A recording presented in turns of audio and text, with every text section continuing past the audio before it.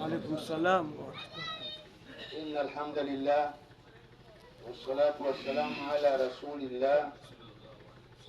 اللهم صل وسلم على سيدنا محمد صلاة تخرجنا بها من ظلمات الوهم وتكرمنا بها بنور الفهم وتوضح لنا بها ما أشكل حتى يفهمه وعلى آله وصحبه. وبعد, baada ya kumshukuru Bwana Mungu na kumtakia rehema mtume wetu Muhammad sallallahu alaihi wasallam, kuna mawili ya kusema. Moja, hii maneno haya yaliyosema Allahu Allahu Allah, maneno haya yasimuoneshe kwa sauti hiyo, lakini usemaji wake ulikuwa una masikitiko ndani yake. Ni kwamba yuko karibu sasa, anatoka duniani anakwenda akhera. Hata ile sauti hiyo ukisikiliza inakupelekea kwenye majonzi.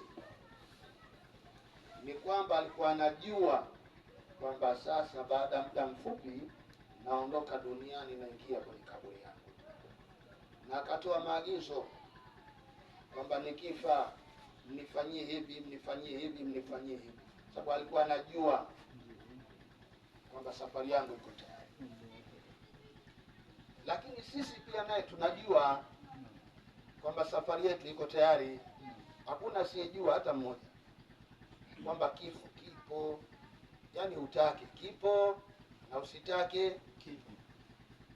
Sasa ni wewe tu kujiandaa na kujiweka sawa kukabiliana na safari hiyo.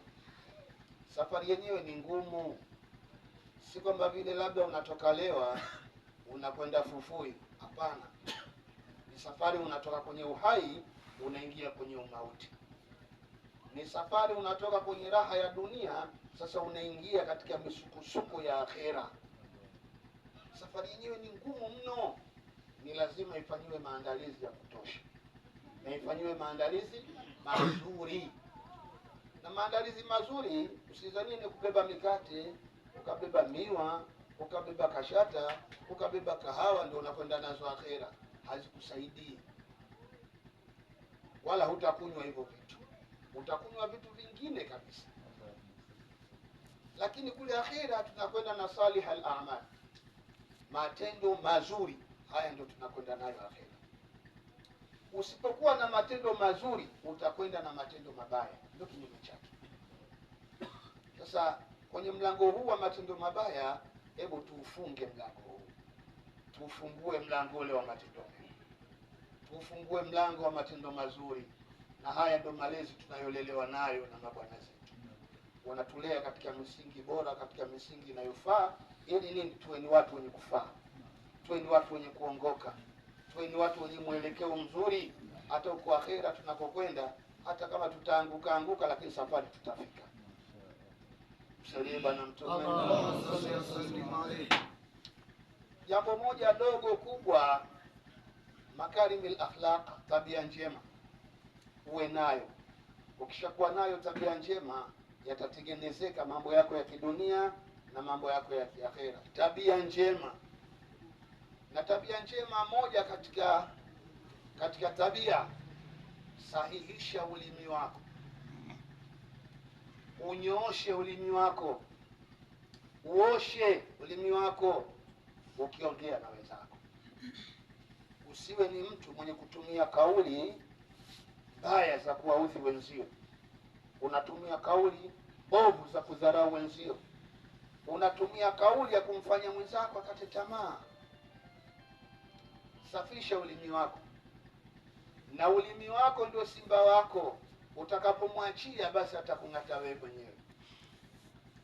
Maneno haya yako kwenye Taurati, maneno haya kwamba ulimi wako ndio simba wako.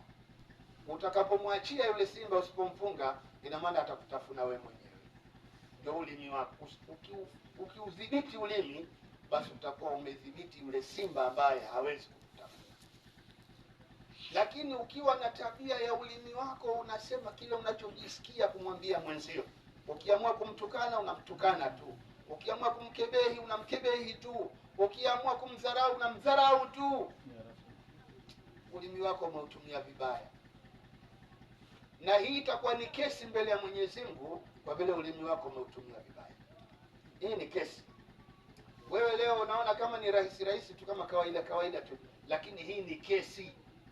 Siku ya Kiyama itakusubiri, ni kwa nini ulimtukana fulani.